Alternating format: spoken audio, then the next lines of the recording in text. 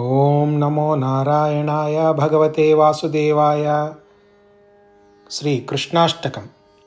वसुदेवसुतं देवं कंसचाणूरमर्दनं देवकी परमानन्दं कृष्णं वन्दे जगद्गुरुम्।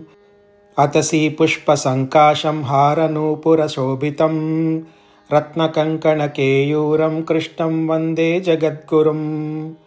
कुटिलालकसंयुक्तं पूर्णचन्द्रनिभाननं विलसत्कुण्डलधरं कृष्णं वन्दे जगद्गुरुम्।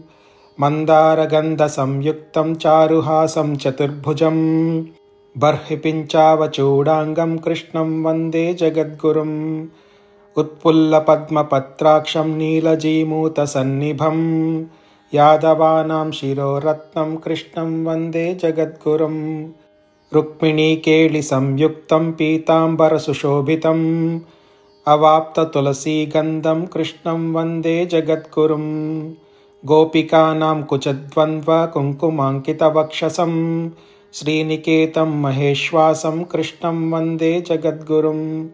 श्रीवत्साङ्कं महोरस्कं वनमाला विराजितं शङ्खचक्रधरं देवं कृष्णं वन्दे जगद्गुरुम्। कृष्णाष्टकमिदं पुण्यं प्रातरुद्धाय यः पठेत् कोटिजन्मकृतं पापं स्मरणेन विनश्यति।